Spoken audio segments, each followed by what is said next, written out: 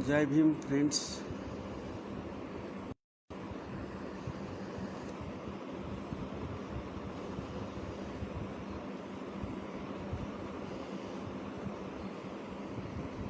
हम्म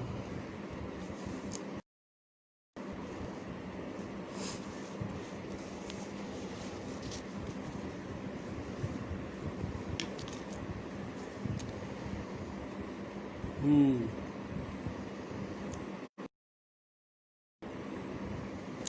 जय भीम साथियों। मैं कविताएं कम लिखता हूँ, लेकिन तो लिखी हैं। एक्चुअली रचनाकार का जीवन शुरू होता है कविताओं से ही, और बाद में गद्य की तरफ मुखातिब होता है। तो मैंने भी आरंभिक दौर में कुछ कविताएं लिखी थी, छिटपुट कविताएं अभी भी लिखता हूँ। तो मैं अपनी कविताओं का पाठ शुरू करता हूँ। उसके मैं अभी तुरंत शैली जी से बात हुई, तो मैं डॉक्टर अंबेडकर का एक स्टेटमेंट पढ़ूंगा। I measure the progress of the community by the degree of progress which women had achieved। किसी समुदाय के विकास का पैमाना वो मानते हैं कि उस समुदाय की औरतें किस डिग्री तक का प्रोग्रेस कर चुकी। हमारे यहाँ बहुत सारी बातें अभी चल रही हैं, दलित साहित्य में भी, दलित आंदोलन में भी। तो स्त्रियों का जो रोल है, अभी हमारे दलित समाज में भी पढ़ी लिखी औरतें तो बहुत आगे आ चुकी हैं, लेकिन फिर भी हमारे साथियों के घरों में स्त्रियां अभी ईश्वर के चंगुल से पूरी तरह नहीं निकल पाई हैं। मैं अपनी कविता पाठ की शुरुआत एक पुरानी कविता से शुरू करूंगा। स्त्री और ईश्वर, ये सारे स्त्रियों के लिए है, सिर्फ दलित स्त्रियों के लिए नहीं। लेकिन दलित स्त्रियों को इसे थोड़ा प्रभावकारी ढंग से ग्रहण करना चाहिए। स्त्री और ईश्वर मेरी कविता का शीर्षक है। स्त्री और ईश्वर। हर्ष और पुलक से नहीं, हर्ष और पुलक से नहीं, भय से ही सिरजा होगा तुम। हर्ष और पुलक से नहीं, भय से ही सिरजा होगा तुमने भगवान। जननी बनी होगी उसकी, भगवान का सृजन किया स्त्री ने। जननी बनी होगी, छीन गई होगी जब तुम्हारी मातृसत्ता। असहाय कर दिया होगा तुम्हें जब बुरी तरह, असहाय कर दिया होगा तुम्हें जब बुरी तरह। बेबस बना दिया गया होगा सत्ता का में। बढ़ गए होंगे जब तुम्हारे ऊपर अत्याचार, उत्पीड़न, मानसिक पितृसत्ता द्वारा निरुपाय कर दिया होगा जब पूरी तरह। युद्ध में घिरे अभिमन्यु की तरह व्याकुल होकर पुकारा होगा तुमने त्राही माँ। व्याकुल होकर पुकारा होगा तुमने त्राही माँ, और कौंध गया होगा एक ईश्वर आँखों के सामने। नजर आया होगा एक उठा हुआ हाथ कल्याणमस्तु की मुद्रा में। और होगी तुम्हें अपने इस सृजन से, राहत मिली होगी तुम्हें अपने इस सृजन से जूत गया है तब से तुम्हारे कंधों पर यह ईश्वर, और छोड़ दिया गया है तुम्हें तुम्हारे ईश्वर के साथ।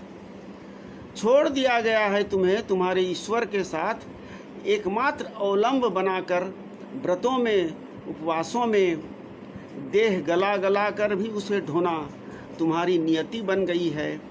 बना हुआ है वही तुम्हारा अब एकमात्र भरोसा।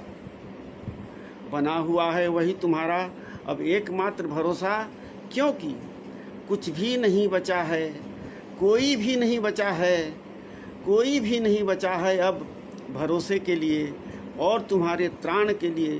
भरोसे के लायक भरोसा खोजने की चेष्टा करती जब जब गुनगुनाई हो, छटपटाई हो, जोंक की तरह तुमसे और चिपकता गया है ईश्वर। जोंक की गया है ईश्वर, तुम्हारा ही खून चूसकर तुम पर ही पलता हुआ, तुम्हारा ही खून चूसकर तुम पर ही पलता हुआ जननी, इस ईश्वर को कंधों से कब उतारोगी? जननी, इस ईश्वर को कंधों से कब उतारोगी? कब फेंकोगी अपने कंधों पर का यह जुआ? कब फेंकोगी अपने कंधों पर का यह जुआ? ये स्त्री और ईश्वर। उसके बाद मैं दो पुरानी कविताएं सुनाऊंगा, बहुत पहले की लिखी। ये बेलछी कांड जब हुआ था, हम अभी जो पार्टिसिपेंट होंगे फेसबुक लाइव में, हो सकता है बहुत उस वक्त पैदा भी नहीं हुए होंगे। एक मिनट। तो उस समय जो मन में उद्वेलन हुआ था, उस वक्त कुछ कविताएं लिखी थी। तो उसी में एक कविता है,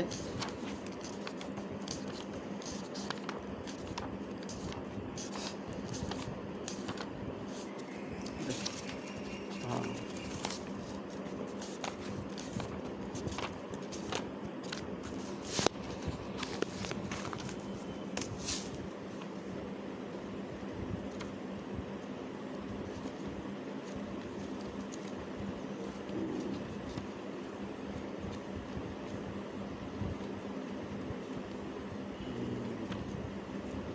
सॉरी थोड़ा विलम्ब हो रहा है। हाँ, लाश का खून, ये रचना है 23 जुलाई 77 की। लाश का खून, जिन्होंने बेलछी इंसिडेंट्स के बारे में सुना होगा या याद होगी वो घटना, तो उन्हें वो उनका ध्यान चाहूँगा। और वैसे भी लाश का खून बेलछी पर, लाश की सुगबुगाहट का हस्र देखा, लाश की सुगबुगाहट का हस्र देखा। साबूत जिंदों के लिए सामान कम है यहाँ, लाश जी उठेंगे तो क्या होगा? साबूत जिंदों के लिए सामान कम है यहाँ, लाश उठेंगे तो क्या होगा? हद से गुजरने का बदस्तूर अंजाम देखा, हक से गुजरने का बदस्तूर अंजाम देखा। हक और आबरू अल्फाज नहीं जिनके लोगत में, लोगत मतलब डिक्शनरी, हक और आबरू अल्फाज नहीं पर उनकी नासमझ कशीश देखी। जिंदगी अपने ढंग से जीने का अख्तियार सभी का है क्या? नाकाम कोशिशों की चुपचाप पड़ी लाश देखा। चंद लफ्ज़ हमदर्दी के, चंद तरह अखबारों में भी, थोड़ी चहल पहल पार्लियामेंट में भी, पर कौन समझेगा वजह तेरी कुलबुलाहट का? समझ के भी ना समझ होते हैं यहाँ लोग।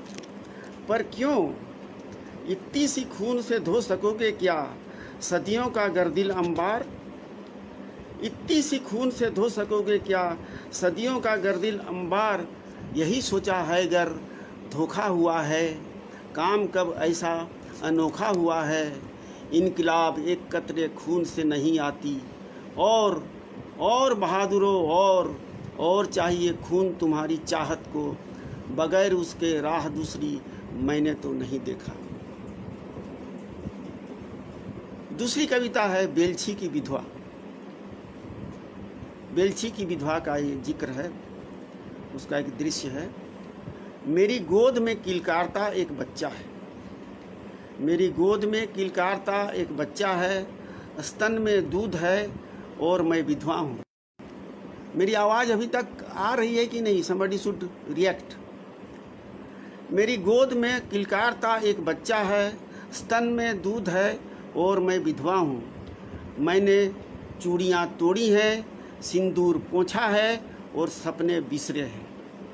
मैंने चूड़ियाँ तोड़ी हैं, सिंदूर पोंछा है और सपने बिसरे हैं, पर मैं रोती नहीं, पर मैं रोती नहीं। रोने से बेटा मेरा रोना सीखता है, रोना के नाम कलंक लगता है और मैंने इसे वीर बनाना है, और मैंने इसे वीर बनाना है। पुनः रोने से सहानुभूत की आड़ में भूखे भेड़िए घिर आते हैं मेरी चारों तरफ। मैंने उन्हें पहचाना है, उन भेड़ियों को जिन्होंने मुझे विधवा बनाया है, जिनके हाथ में दुनिया का कारखाना है। दुनिया के कारखाने में सुना है मिलते हैं कहीं बम गोला बंदूक, बम गोली गोला बंदूक। मैं उन्हीं की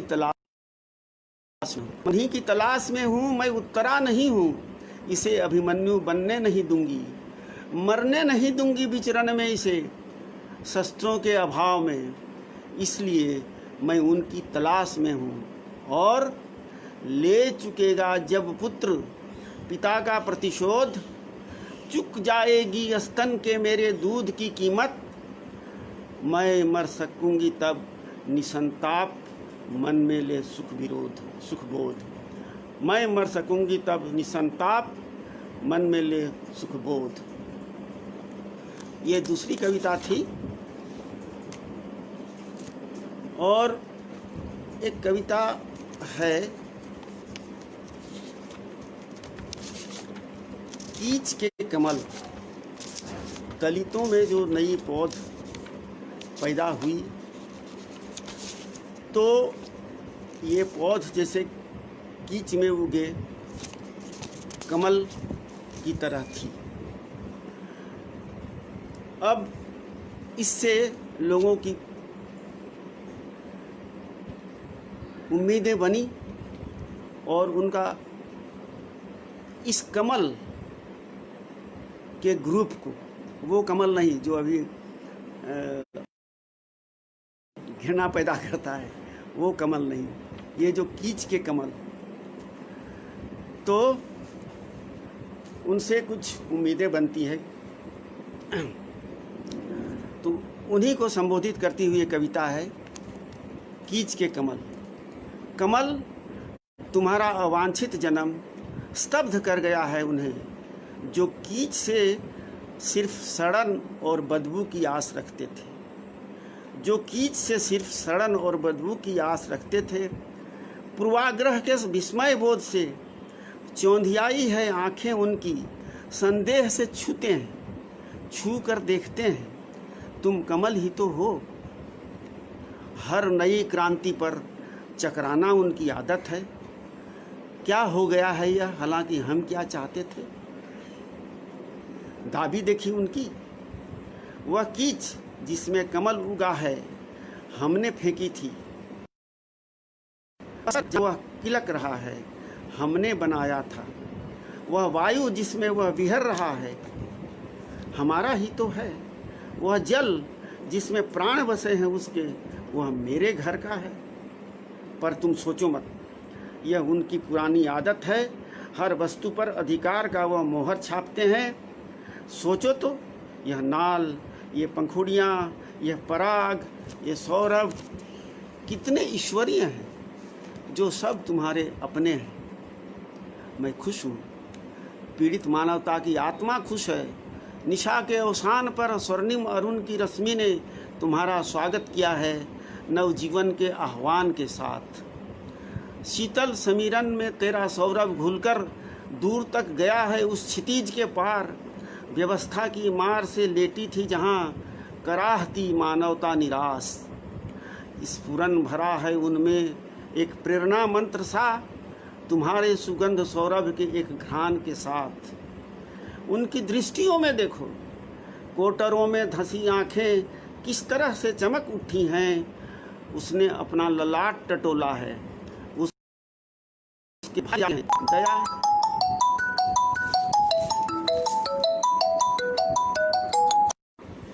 हाँ जी, एम आई ऑडिबल? मुझे सुन पा रहे हैं? तो कविता मेरी छूट गई बीच में।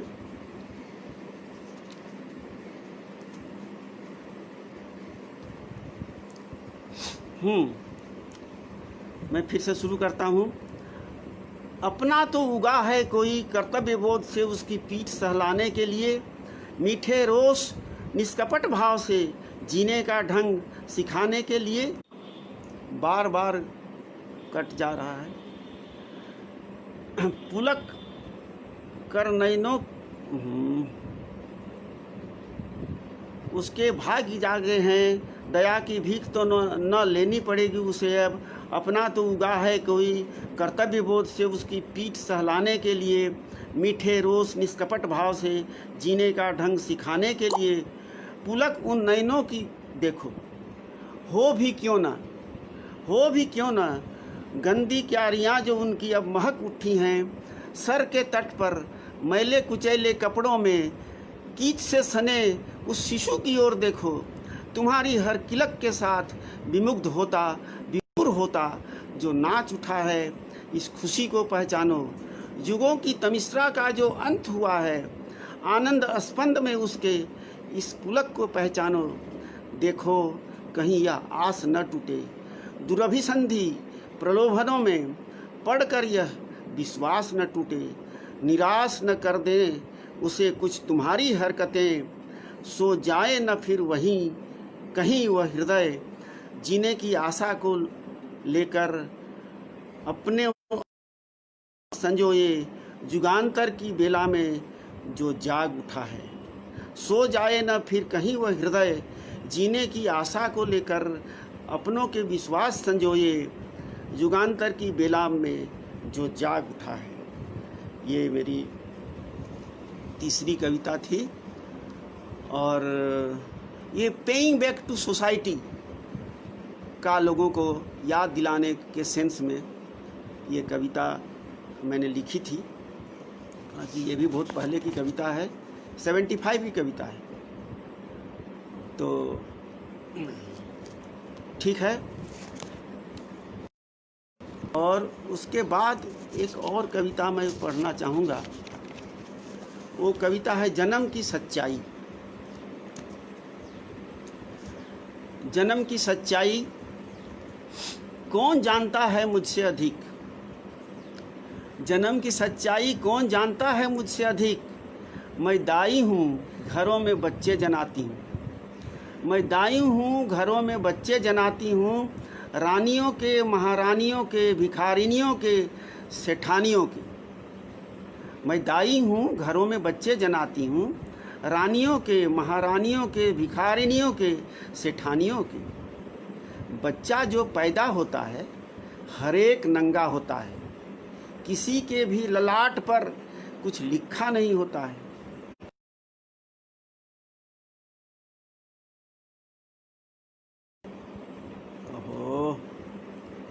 अभी मैं हूँ, बार बार प्रॉब्लम हो रहा है। मैं दाई हूँ घरों में बच्चे जनाती हूँ, रानियों के, महारानियों के, भिखारिनियों के, सेठानियों के। बच्चा जो पैदा होता है हर एक नंगा होता है, किसी के भी ललाट पर कुछ लिखा नहीं होता है। मुंह में चांदी के चम्मच लेकर पैदा होने की बात बिल्कुल झूठी है। चम्मच तो क्या, मुंह में दांत तक नहीं होते हैं और वह बच्चा रोता हुआ पैदा होता है। रोता हुआ पैदा होता है। अलबत्ता 2 हाथ 2 पैर भी अदद हर एक आदम जात होते हैं। यह तुम भी देखते हो, मैं भी देखती हूँ। और जो बात सभी देखते हैं, जानते हैं, वही सच्ची होती है। अनदेखे अनजाने का एक दो आदमियों का सच सच नहीं होता। वह या तो एक संजोग या फिर कोई बड़ा सा प्रपंच होता है। वह या तो एक संजोग या फिर कोई बड़ा सा प्रपंच होता है। पर बड़ी कोफ्त होती है मुझे मेरे अपने बेटे को देखकर। बड़ी कोफ्त होती है मुझे मेरे अपने बेटे को देखकर। सूरज की पहली रोशनी पड़े इस माफिक बनवाए मेरे घर के पिछवाड़े बैठा जो ललाट ठोके जा रहा है, अपना ललाट ठोके जा रहा है, कूढ़ रहा है गगनचुंबी अट्टालिकाओं को देख, खार खा रहा है या फिर आकाश को ताक गाली। पता नहीं किसने इसे भरमा दिया है। भाग्य, भगवान और भविष्य का पाठ पढ़ा दिया है, जिसके फेरे में यह वर्तमान के सारे अवसर खोए जा रहा है। होश नहीं इसे सिर्फ रोए जा रहा है। होश नहीं इसे सिर्फ रोए जा रहा है। मैं बताती हूँ उसे कि हर रोने के साथ एक नया जन्म होता है। ध्यान देंगे। मैं बताती हूँ उसे कि हर रोने के साथ एक नया जन्म होता है। जिस संकल्प के साथ मुट्ठियाँ भींचे रोते हुए सही बच्चा पैदा होता है, हर रोने के बाद जब मुट्ठियाँ भींच जाती हैं, पुनः एक संकल्प उभरता है और नया जन्म होता है। हर रोने के बाद जब मुट्ठियाँ भींच जाती हैं, पुनः एक और नया जन्म होता है।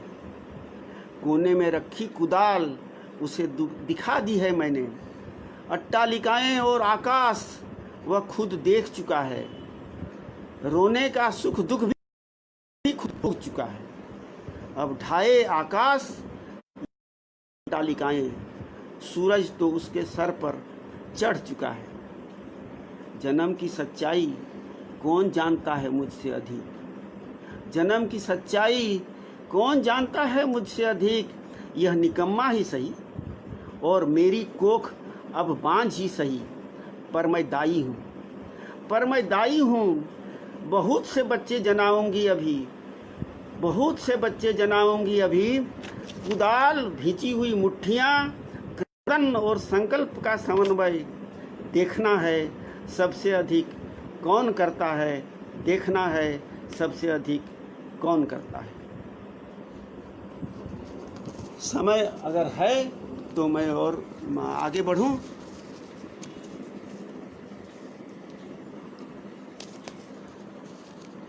साथियों, बात हुई थी जब कविता पढ़ने की, तो उस समय कहा गया था कि अगर आप अपने साथ कोई और किसी और कवि की कविता पढ़ना चाहें तो भी पढ़ सकते हैं। तो मैंने तो एक कविता चुनी थी और पता नहीं मिलेगी तो मैं दूंगा। हाँ, यस, ये है क्लाउड मैके, अमेरिकी अश्वेत कवि की कविता है। सुन लीजिए, थोड़ा वक्त लगेगा लेकिन सशक्त हमारे लिए ही है। कविता है, यदि हमें मरना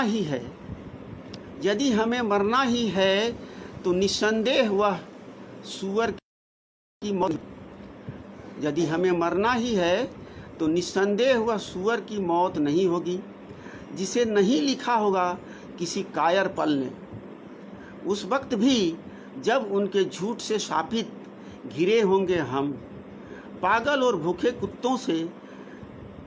उस वक्त भी जब उनके झूठ से शापित घिरे होंगे हम, पागल और भूखे कुत्तों से। यदि हमें मरना ही है तो हम एक शानदार मौत मरना। यदि हमें मरना ही है तो हम एक शानदार मौत मरना चाहेंगे, ताकि हमारा शहीदी खून यूं ही न बह जाए बेकार।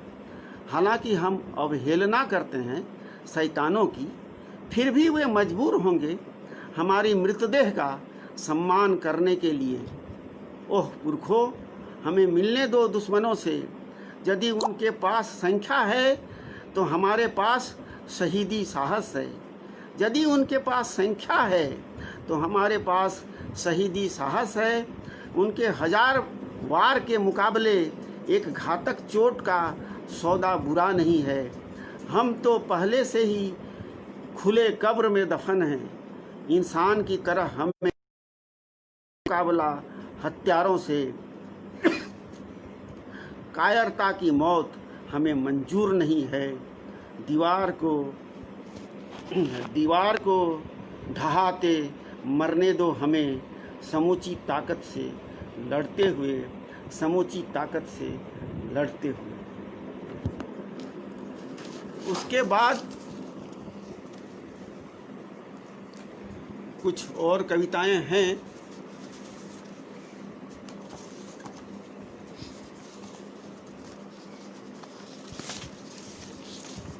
ये एकदम हाल की कविता है।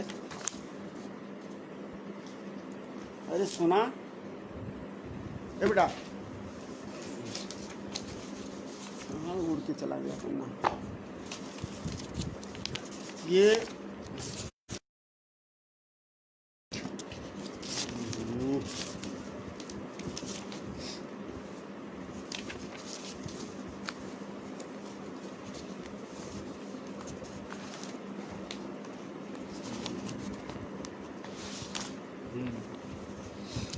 एक कविता सुनिए, ये लेटेस्ट है।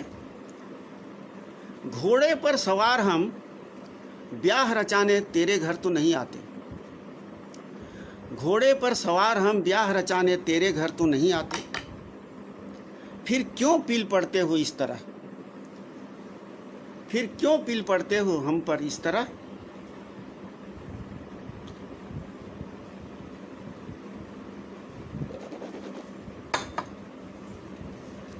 डर लगता है, डर ही लगता होगा कि कहीं हमारे घोड़े चलते चलते तुम्हें रौंदना न शुरू कर दें, या फिर बहक कर तुम्हारे ही किसी घर में न घुस जाएं, या फिर बहक कर तुम्हारे ही किसी घर में न घुस जाएं, या फिर कूदना न शुरू कर दें तुम्हारी छाती पर, या फिर कूदना न शुरू कर दें तुम्हारी छाती पर। घोड़े तो घोड़े हैं, घोड़े तो घोड़े हैं, पर इनकी लगाम हमारे हाथ में है। हम तुम्हारी लगाम भी अपने हाथ में लेने वाले हैं, हम तुम्हारी लगाम भी अपने हाथ में लेने वाले हैं। डरो मत, हम तुम्हारी लिखे क्रूरता का इतिहास मिटाएंगे, पर कालिक से नहीं। हम तुम्हारे लिखे क्रूरता का इतिहास पर कालिक से नहीं। एक और कविता देखिए,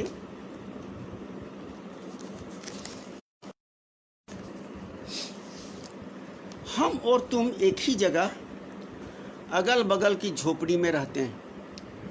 हम और तुम एक ही जगह अगल बगल की झोपड़ी में रहते हैं। हम और तुम एक ही ठेकेदार के मातहत एक ही काम करते हैं। हम और तुम एक ही पगार उठाते हैं प्रति माह।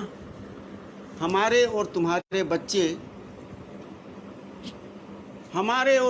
बच्चे एक ही स्कूल में पढ़ने के लिए। दोनों एक ही जगह से राशन उठाते हैं और दोनों के घर एक ही सरकारी नलके का पानी आता है।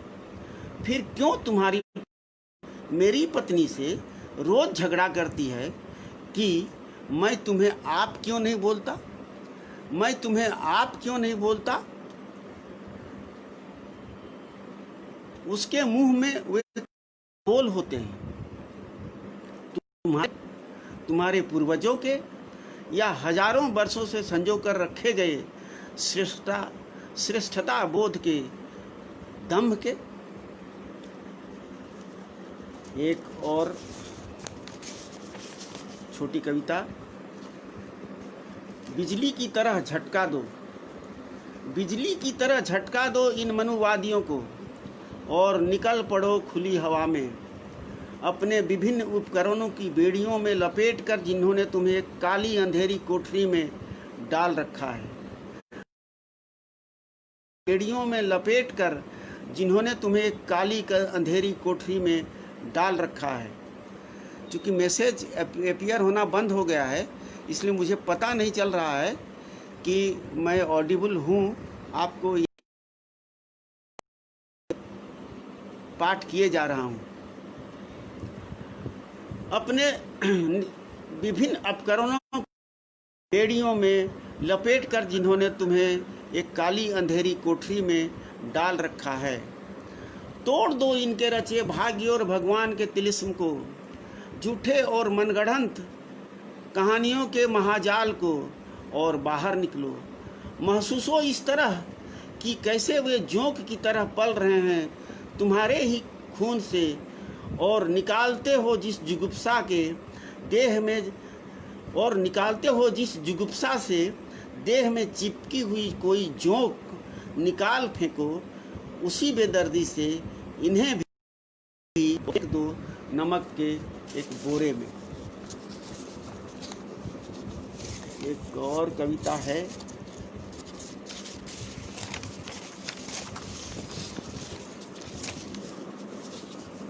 तुमने हमारे बुद्ध की हत्या कर दी भगवान बनाकर, तुमने हमारे बुद्ध की हत्या कर दी भगवान बनाकर। मैं आम्बेडकर को भगवान बनाने नहीं दूंगा, मैं तुम्हें आम्बेडकर को भगवान बनाने नहीं दूंगा। नाम नहीं जपूंगा, पूजूंगा नहीं कोई मंदिर बनाकर, मैं तुम्हें इन्हें भूत में तब्दील नहीं दूंगा, मैं तुम्हें इन्हें भूत में तब्दील करने नहीं दूंगा। टांग दोगे मूर्ति के पीछे ओट करके उनके विचार, टांग दोगे मूर्ति के पीछे ओट करके उनके विचार, हमें सिर्फ मूर्ति के पीछे भरमाए रखने की चाल तुम्हारी कामयाब होने नहीं दूंगा, हमें सिर्फ मूर्ति के पीछे भरमाए रखने की चाल तुम्हारी कामयाब नहीं होने दूंगा। मूर्तियां दफन हो जाती हैं, मूर्तियां दफन हो जाती हैं किसी सनकी के हाथों, नहीं हो सकते हैं उनके विचार, नहीं हो सकते हैं उनके विचार, मुझे पता है। इसलिए सामने मूर्ति रखकर हमारे गले रेतने की साजिश तुम्हारी चलने नहीं दूंगा, साजिश तुम्हारी चलने नहीं दूंगा। और ये देखिए सीढ़ी, ये कविता है सीढ़ी। ये जो हायरार्की बनी होगी जाति प्रथा की, वर्ण व्यवस्था की, उस पर ये छोटी सी कविता है। सीढ़ी बनाने की बात तुम्हारी मानकर हमने गलती की। यहाँ कवि ये मानकर चलता है कि पहले जो सीढ़ी की रचना हुई होगी, वर्ण व्यवस्था की जो संकल्पना की गई होगी, तो सबों की सहमति से हुई होगी, उसी की बाबत ये बात बोली गई है। सीढ़ी बनाने की तुम्हारी बात मानकर हम, समझौता तो यह हुआ था कि इस सीढ़ी में लोग नीचे से ऊपर और ऊपर से नीचे आ जा सकते हैं, अर्जित योग्यता और मेधा के बल पर। दिखाया भी कुछ दिनों तक, वैसा होने देकर भरोसा भी जीता। जैसे कि तुम हो, अचानक से तुमने इस पायदान पर था उसे वहीं क्लीद कर दिया, फिर न कोई आगे ऊपर न कोई पीछे नीचे। इस सीढ़ी को अब तोड़ना पड़ेगा। सीढ़ी नुमा बनावट की धारणा ही तुम्हारी गलत थी। एक ही धरातल पर तो इतनी बड़ी जमी है, हम सब एक ही धरातल पर रहेंगे। टूटेगी सीढ़ी तो तुम भी आ गिरोगे हमारे साथ, एक ही धरा पर एक ही धरातल पर। टूटेगी सीढ़ी तो तुम भी आ गिरोगे तुम्हारे एक ही धरा पर एक ही धरातल पर। और एक दो और छोटी छोटी कविताएं ये लिख कर कहीं रखी हुई थी, मैं अभी कविताओं को खोज रहा था तो ये मिली। छोटी छोटी कविताएं हैं। आरक्षण से संबंधित एक दो कविताएं हैं।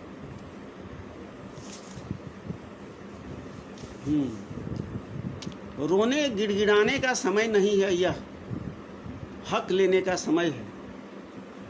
रोने गिड़गिड़ाने से दया मिलती है तो हक नहीं मिलता। हक तो लड़ के लेना पड़ता है, हक तो लड़ के लेना पड़ता है। लड़ने के तरीके कई हो सकते हैं। दूसरी कविता है, चिढ़ा चिढ़ा कर आरक्षण पर जीना मुहाल कर दिया है। पायल तड़वी और रोहित वेमुला की बलि ले ली है। एक पूरी पीढ़ी में हीन भाव का जहर घोल दिया है। सदियों से किए अत्याचारों के जख्म पर यह सिर्फ एक मरहम ही तो है। छीन लिए गए अधिकारों का हिस्सा नहीं है। यह सिर्फ एक मरहम ही तो है। छीन लिए गए अधिकारों का हिस्सा नहीं है। झेली हुई घृणा और पीड़ा की क्षतिपूर्ति भी नहीं है। यह एक पेट भात देकर धधकती हुई आग की ज्वाला को समन कर देने का प्रयास भर है। और मुझे तो लगता है बहुत सी प्रतिभाओं को कुंठित कर देने की साजिश भी है। आक्रोश का सर्वग्रासी जिन्न बोतल में बंद कर दिया गया है। ढक्कन हटाने की बात करते हो, जिन्न के ध्वंस से उबरने की जिम्मेवारी तुम्हारी होगी। ढक्कन हटाने की बात करते हो, जिन्न के ध्वंस से उबरने की जिम्मेवारी तुम्हारी होगी। और संभवतः आज की ये अंतिम छोटी छोटी दो कविताएं। धीरे धीरे यह हवा का केक होकर रह जाएगा। धीरे धीरे यह हवा का केक होकर रह जाएगा। फिर जिसे जितना लेना हो ले लेना आरक्षण। फिर जिसे जितना लेना हो ले लेना आरक्षण। पहले लड़ो कि अवसर हवा न हो। पहले लड़ो कि अवसर हवा न हो। और ये अंतिम इस कड़ी की कविता मैं पढ़ूंगा। पहली पीढ़ी के पास अवसर थे, योग्यता नहीं थी। पहली पीढ़ी के पास अवसर थे, योग्यता नहीं थी। दूसरी पीढ़ी के पास अवसर थे, योग्यता भी आई सम्यक, फूल खिलना शुरू हुए। दूसरी पीढ़ी के पास अवसर थे, योग्यता भी आई सम्यक, फूल खिलना शुरू हुए। तीसरी पीढ़ी के पास अवसर भी, योग्यता भी, बाग लहलहाने लगे। तीसरी पीढ़ी के पास अवसर भी, योग्यता भी, बाग लहलहाने लगे। चौथी पीढ़ी योग्यता ही योग्यता, योग्यता ही योग्यता, पर अचानक अवसर नदारत, पर अचानक अवसर ही नदारत। कुछ लोग बैठ उधर नागपुर में कर रहे हैं भगवत भजन। चेतो पंगु बिया की फिर से पंगु बना दिए जाने की मुहिम आरंभ हो चुकी है। चेतो की फिर से पंगु बना दिए जाने की मुहिम आरंभ हो चुकी है। नमस्कार, जय भीम। आपने अगर सुना तो बहुत मेहरबानी करी है, क्योंकि बहुत सारे व्यवधान हुए इस बीच में, और बीच में वो तो अब मैसेज आना भी बंद हो गया है। और शैली किरण जी की लास्ट मैसेज है, जन्म की सच्चाई मैं पढ़ रहा था उस समय की, और उसके बाद तो पता नहीं क्या हुआ। तो धन्यवाद। जय भीम कारवां को, जय भीम।